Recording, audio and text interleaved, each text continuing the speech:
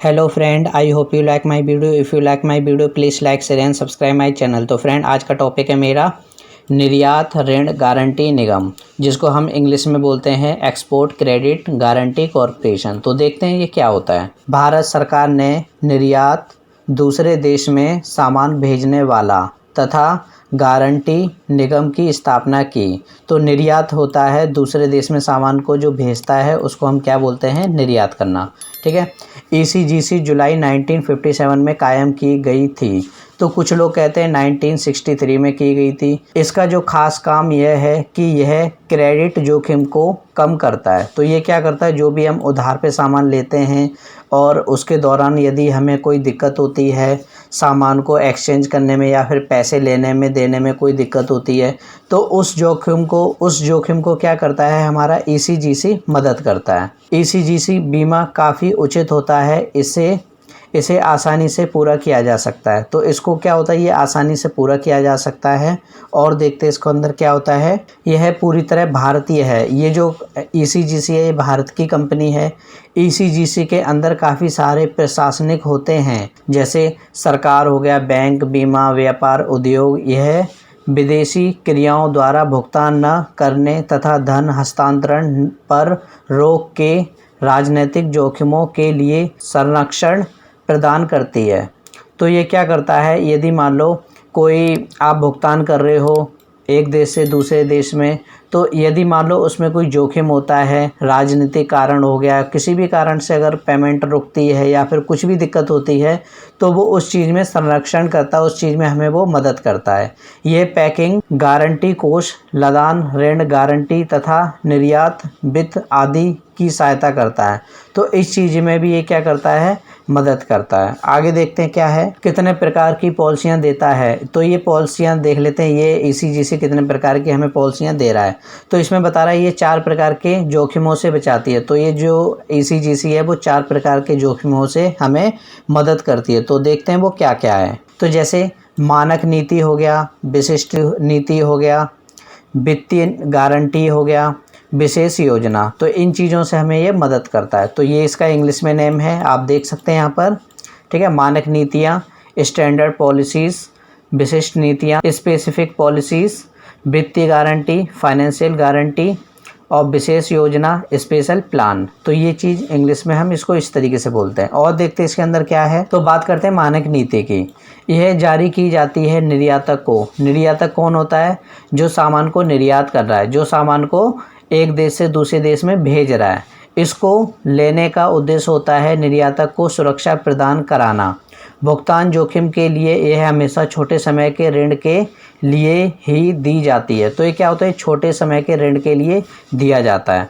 और देखते हैं क्या है। मानक नीतियाँ 4 प्रकार की पॉलिसियाँ देती है बीमा शिपमेंट में। तो ये 4 प्रकार की पॉलिसियाँ देखते हैं, जो आपके सामने आप देख सकते हो यहाँ पर। लदान नीति, व्यापक जोखिम, लदान नीति, राजनीतिक जोखिम, अनुबंध नीति, व्यापक जोखिम, अनुबंध नीति, राजनीतिक जोखिम। तो ये होते हैं हमारे 4 टाइप की जो पॉलिसियाँ दे रहा है कौन, मानक नीतियाँ। और देखते हैं क्या है। लदान नीति, व्यापक जोखिम। इसमें दोनों प्रकार के जोखिम कवर किए जाते हैं, राजनीतिक या और लदान नीति। तो ये सारे जोखिम को इसके अंदर कवर किया जाता है। राजनीतिक जोखिम लदान की तारीख से लेके ये सब चीज़ें इसके अंदर कवर होती हैं।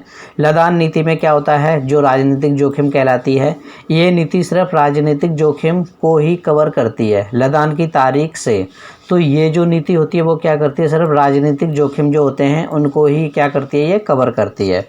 आगे क्या है, अनुबंध नीति। तो देखते हैं अनुबंध नीति क्या है। व्यापक जोखिम, इसमें दोनों प्रकार के जोखिम लिए जाते हैं अनुबंध की तारीख से। तो जब से अनुबंध हो जाता है, जब से कॉन्ट्रैक्ट साइन हो जाता है, तब से क्या होता है, इनमें दोनों प्रकार के जोखिम को कवर कर दिया जाता है। ठीक है। अनुबंध नीति, इसमें केवल एक ही जोखिम पूरा किया जाता है राजनीतिक अनुबंध की तारीख से। तो इसमें एक ही जोखिम लिया जाता है, राजनीतिक जोखिम। और इसमें क्या होता है, इसमें दोनों जोखिम लिए जाते हैं। आगे देखते हैं मानक नीति में कौन कौन से जोखिम आते हैं। तो देखते हैं इसमें कौन कौन से जोखिम को लिया जाता है। ईसीजीसी मानक नीति के अंदर 2 जोखिमों को बांटा गया है। तो देखते हैं क्या क्या है। वाणिज्य जोखिम, राजनीतिक जोखिम। तो ये 2 जोखिम है जिनको लिया जाता है। आगे देखते हैं। वाणिज्य जोखिम मानक नीतियों के वाणिज्य जोखिम में शामिल है खरीदार का दिवालिया होना। जो भी सामान खरीदता यदि वो पैसे पे नहीं कर पाता या फिर पैसे पे करने की हालत में नहीं होता है, अगर आपका सामान उधार पर जाता है और उसने सामान स्वीकार कर लिया है और 4 महीने में वह पैसे नहीं दे पाता नियम तारीख तक, इसमें वाणिज्य जोखिम लागू हो जाता है। तो वो ये अगर मान लो कोई सामान खरीद रहा है और उसको टाइम पीरियड दिया जाता है 4 महीने में, अगर वो पैसे पे नहीं करता है तो इस केस में क्या होता है, हमारा वाणिज्य जोखिम लागू हो जाता है।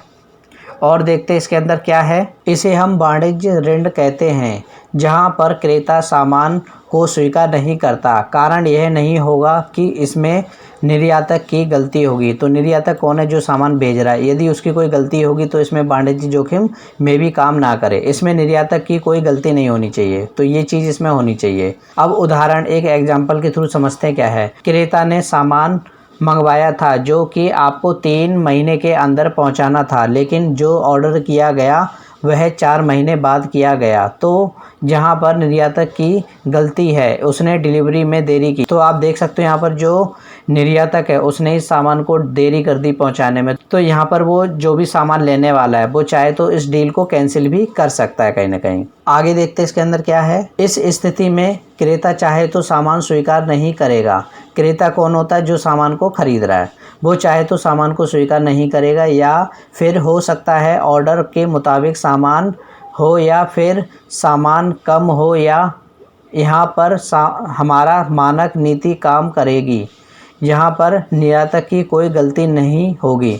तो ये वही है, मानक नीति जब भी काम करेगा जहाँ पर निर्यातक की कोई गलती नहीं होगी। यदि निर्यातक की गलती होगी तो मानक नीति हमारा काम नहीं करेगा। तो इसमें निर्यातक की गलती नहीं होनी चाहिए। मानक नीतियों के राजनीतिक जोखिम में शामिल है। तो इसमें देखते हैं मानक नीतियों के राजनीतिक जोखिम में क्या क्या शामिल होता है। कोई भी ऐसा कानूनी कारण जिसकी वजह से भुगतान लेट हो जाता है निर्यातक को, तो वह राजनीतिक जोखिम होगा। तो वही है, कोई भी कानूनी के कारण अगर कोई भुगतान लेट हो जा रहा है या फिर कोई भी दिक्कत हो रही है तो वो राजनीतिक जोखिम में कहलाया जाएगा।